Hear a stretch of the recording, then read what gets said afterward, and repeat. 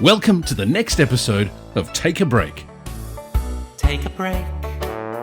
Keep the whole world guessing. Take a break from the human race. Take a break when it gets depressing. Take a break.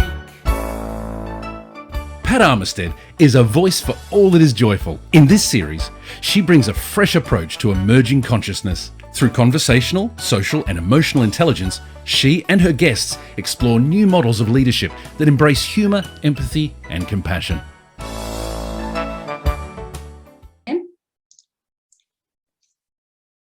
Hello and welcome back to Take a Break.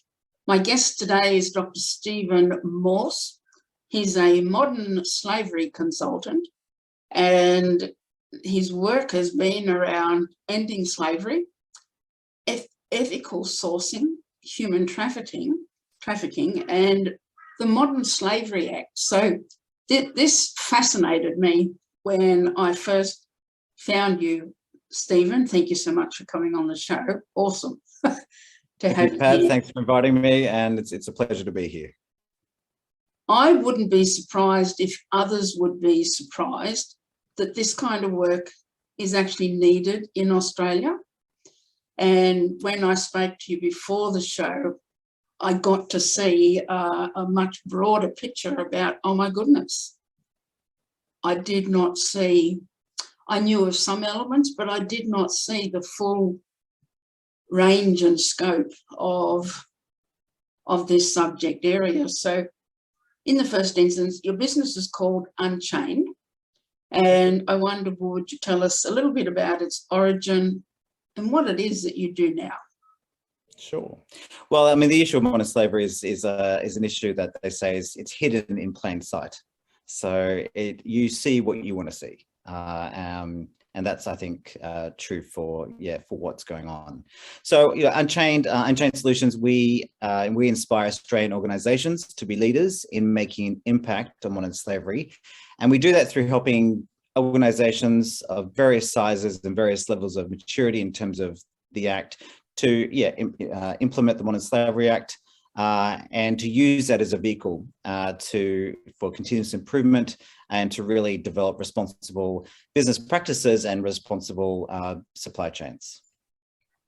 In terms of its origins, we've been going for just over 4 years now. We started in 2018, and we've really grown during that time. In fact, we grew during COVID, which was surprising for us, as many, on the back of March 2020, when the first round of lockdowns occurred, we were still getting moving, and we got our first clients during that whole period. So as this disruption occurred, it played into our hands amazingly, probably unrelatedly, but it's just been a tremendous time of growth for us as an organization. So the Modern Slavery Act, I had not heard of it before talking to you. Can you tell me what that is and what are its implications? Sure. Well, the Modern Slavery Act, there's two legislations actually in Australia. So let's start with the Commonwealth Act.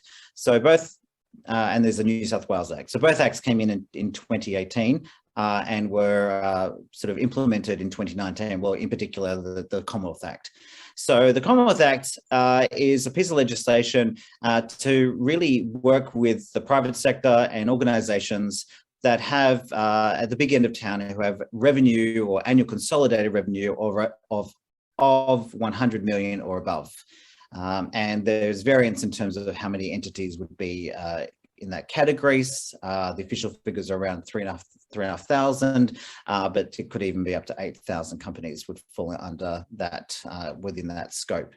And really, it's a way of actually helping companies and driving them to identify areas of risk around modern slavery risk. And this risk is not risk to the business, it's actually risk to those who are impacted, people who are working in various contexts throughout the supply chain at different touch points, depending on the length of the supply chain. And this could be people working in factories, on a factory floor, could be on a farm, could be on a boat for fishing. There's been some famous examples of that, or infamous, if you like. So one of them was the collapse of the Rana Plaza in Dhaka, Bangladesh, back in 2013, when some 1,100 women were killed when the building collapsed. And a great tragedy, which brought international attention, media attention, which was great, and really brought to light a lot of the issues that were going on, particularly in the apparel industry. But since then, there's been a lot of work done to understand, well, where else are there indicators of modern slavery risk? And just to, and so it's been very interesting to see the way in which, we could basically say that almost every single product we touch has a touch point with modern slavery risk at some level. Whether or not it's the high consumables around chocolate or coffee or seafood, or even those materials that we don't even think about because they go into a building, the construction of a building. Whatever we import, and from overseas in particular, has the risk of modern slavery, and that will vary from country to country and industry sector. So the legislation uses the term modern slavery, and that's not a term that's used necessarily globally. It's a term that was borrowed from legislation in the United Kingdom back in 2015 when their Modern Slavery Act was introduced. And it's an umbrella term to describe a range of human rights violations of our work-related nature, transactional nature. So we're talking about forced labor, we're talking about human trafficking in persons, deceptive recruitment, we're looking at debt bondage, issues to do with extreme forms of child labor. Forced marriage is also part of the rubric of that legislation as well. And there are other types of violations that aren't described or don't come under that umbrella, but are certainly part of what we would class as issues of modern slavery. And so these kind of violations really all feed into the sourcing or the manufacturing or the production or the logistics of the products that we find that we can purchase here in Australia. And so really, whilst Australia has a criminal code and we have, slavery is illegal in Australia, the Modern Slavery Act is more about corporate engagement, more about engaging businesses to do the due diligence to ensure that slavery is not in the products that are sourced. So modern slavery risks are in many ways, in many parts, and there are those, there are lots of indicators that would go under deciding whether or not this person's situation is a case of modern slavery. Two of the, one of the phrases that I mentioned way back at the very beginning was ethical sourcing. So I'm feeling it's like bringing another level of consciousness to that which we mightn't have given much attention to. Would that be correct? Yes. So the issue of ethical sourcing comes under the rubric of sustainability in general. So other ways of thinking about ethical sourcing would be responsible sourcing, and it's about deciding or working out which products we can purchase and use that are being made in a way which we would deem ethical or sustainable or responsible. And that doesn't necessarily just relate to at a social level around the conditions of workers, which is what the area that I work in. It also can touch point in terms of environmental considerations as well, both in the production of those products and also even in the end life of those products as well. So when the product is being used and it comes to the end of its life in our hands, where does it go? How is it repurposed, recycled, disposed of in a responsible way? So there's a circularity around that,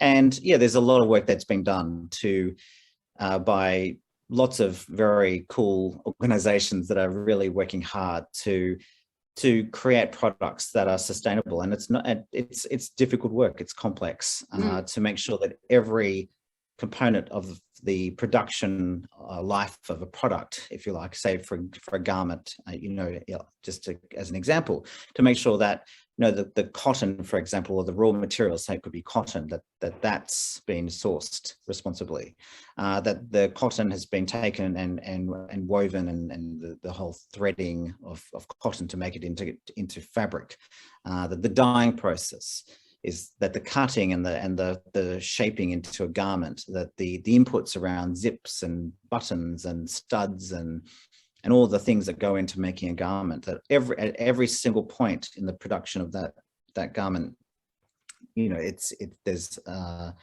everything's been done responsibly, ethically, both at a social and an environmental level. Now that is very hard to do, and there's some great examples of that, but there's also examples where a company may decide they can only really attend to two factors. There's an example where they might recycle garments or fabrics from one company because they're being discarded, and they'll just be burnt or tossed, whatever they're going to be doing.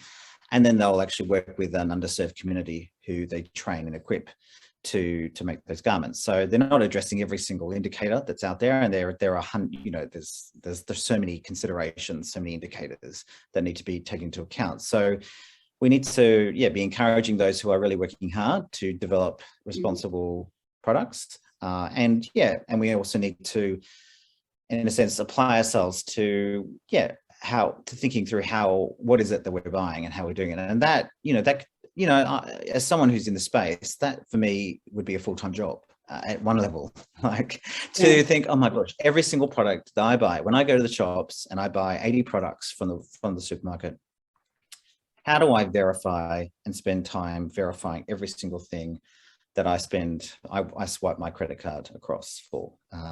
That takes a lot of tenacity, it takes a lot of focus, a lot of discipline to do. But I think the process is going to get easier as there are more applications developed, as there are more processes and technologies developed to be able to verify and say, well, these products, under these conditions, these are the degrees in which this particular product is ethically produced and sourced. I was a registered nurse for 20 years, and duty of care was a phrase we used every day. It just was very much ingrained in how we acted and all our thought processes and the physicality of our work. And before the show, we were talking about this too. So how does that roll out, fostering that in business leaders? Yeah, look at the duty of care that needs to take place. Is definitely a process. There are steps that companies need to take, and I suppose the duty of care in this sense would be due diligence. So how does a company actually do due diligence? And this takes time, and it takes resourcing. It takes an investment in both personnel, time, and resources to actually develop the capacity and to be equipped to do this process. So. The Modern Slavery Act lays out key criteria for companies to attend to. It doesn't prescribe the degree into which a company should go about doing things. It doesn't describe the time frame necessarily for a company. So there is a bit of a choose your own adventure approach. Take reasonable steps, which is a weakness in the legislation, in that your reasonable steps may be far less than what really is reasonable in the eyes of someone else. But there are processes, and we have a range of processes that connect with what is required for the Modern Slavery Act. But I think to do proper due diligence, and the duty of care really is to have the good foundations in place. Foundations around governance, to have your policies in order, to both have policies that reflect the requirements of Modern Slavery Act, so have modern slavery inputs and other human rights related inputs that are necessary, policies that cover the sourcing of products, so procurement, policies that cover human resourcing and recruitment in particular. So So that, and policies around grievance mechanisms and what's your remediation strategy and all sorts of requirements for onboarding suppliers and codes of conduct and all those things. So all those policies need to be up to date. They need to be integrated with inputs around modern slavery, and then they need to be socialized and implemented effectively. And it's the socialization piece for a lot of companies which takes time, particularly around engaging with suppliers and around a code of conduct, for example, to make sure that suppliers understand what they need to do and that they can actually adhere to what you're actually asking them to do. So all these processes and steps, they take time. It takes time to map, to understand your supply chain. You'd be amazed the amount of companies that don't actually know where they're sourcing their products from. So they need to, look at those companies that they're sourcing products from. They need to work out, well, who in that are the aggregators, the distributors, the wholesalers, because, well, they're not really the direct suppliers per se. They're just the ones who we're buying from. So then we have to both map and categorize effectively to actually, and do that in a layering approach. I sort of talk about, it's like the laying of a croissant. Like you have to sort of start on one level, and that takes a certain degree of investment to categorize correctly and to overlay that with risk indicators around country or category risk. And then to work out, well, where are the high, medium, low suppliers, and then do a supplier engagement piece, maybe have an auditing component, and then maybe deciding strategically how to drill down to actually get the visibility. So we're talking about, we're taking a couple of years of work, a few years of work to lay the foundation, get the team equipped, get the policies in place, get a strategy for socialization, to then work out, okay, how we can manage this process within business as usual, but be progressing further and not hiding. And I think the temptation in all this is hiding behind data, particularly received data, which is general in nature, thinking, oh, well, we've done our risk assessment based on all these data sets. That's all we need to do. Well, no, it's not, because you've only received general data. It's not, you need to get the specificity, and in order to be more specific, you need to actually do more investment, and that takes time in resourcing. Yeah, I'm hearing this is really quite a complex process. And yes. I love, actually, you shared with me some of the work that your wife does. So your work is very aligned in this business. And, her working history, which I'll bring to the viewers on another episode, has fed into the evolution of what you're doing now. Am I correct? Absolutely, yes. So, so the backstory to what we do, Sarah and I, it started with us. So we were working in Spain, within Europe, in that context for 5 years. And Sarah is a registered nurse, and she used her clinical skills and her skills and compassion, empathy, to work with survivors of sex trafficking in Madrid, in Spain. Women who had been detained because they were illegal immigrants, but once they had been deemed to have been trafficked, then they were granted temporary residency and then able to get access to different NGOs and legal advice and support. So Sarah worked in that context, and during that time, I supported her in that, as well as worked on my doctoral research to assess the socioeconomic dynamics around human trafficking in Europe. So that's the backstory to what we're doing. And so Sarah and I founded Unchained. And yeah, Sarah's a director of the company and is still a director. And particularly her main role is around team, supporting the team and working with the team and advising me and keeping me in check as well, which is which is good, which is necessary. But Sarah is also a professional speaker, and I'm sure, yeah, you'll explore that more in terms of the work that she does around courageous leadership and particularly in the healthcare setting, and working with teams, medical teams and healthcare professionals to actually help them to navigate their way, particularly through a lot of disruption that has occurred as a result of COVID and what's going on in our health ecosystem.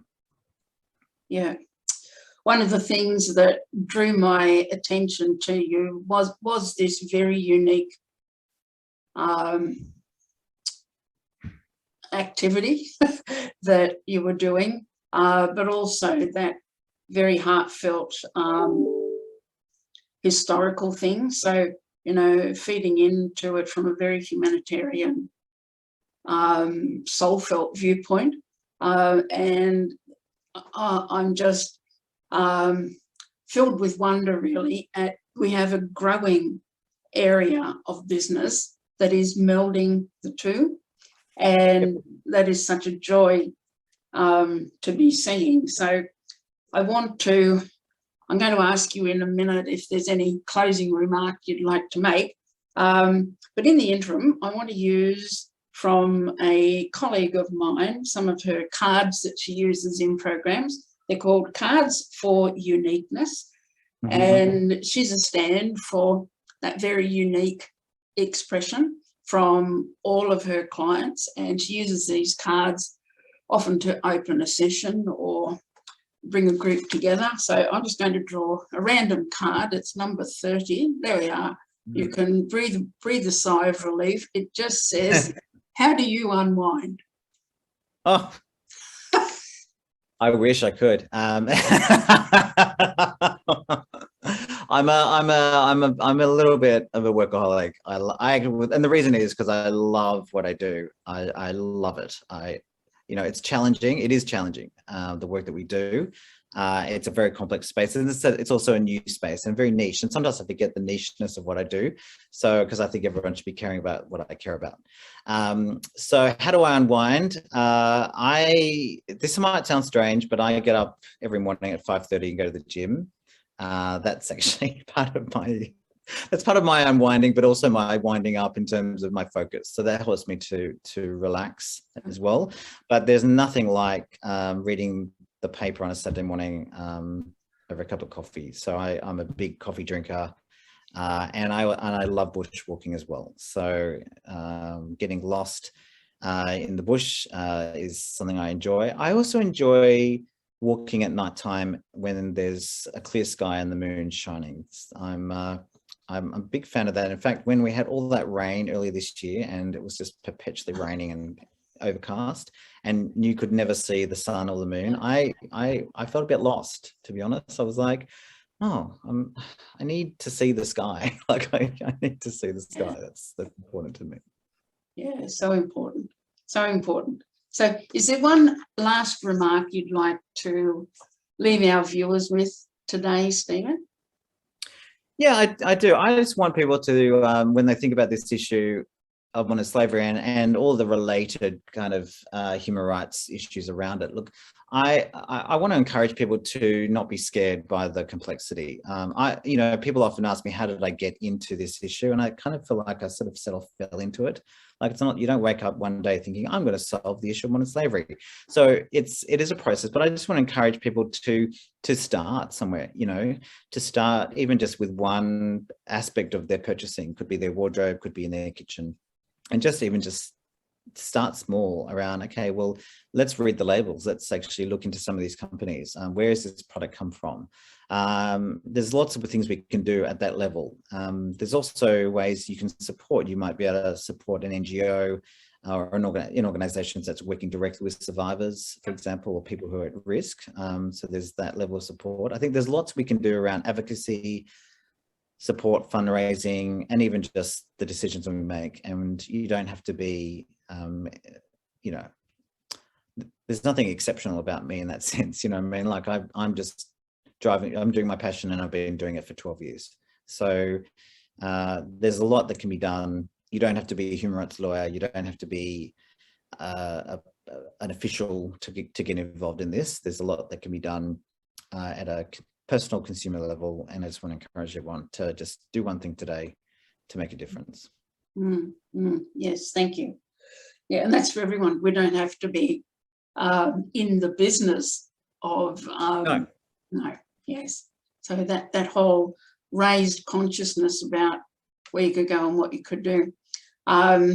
Your website is displayed there in the background, and I will superimpose some other contact details in the editing. Thank you so much. I'm so grateful to have my own mind expanded, actually. Human trafficking concerns me a lot. A lot of children seem to go missing from Australia, like a very large number. Yep. And, you know, we wonder about where did they go? What happened?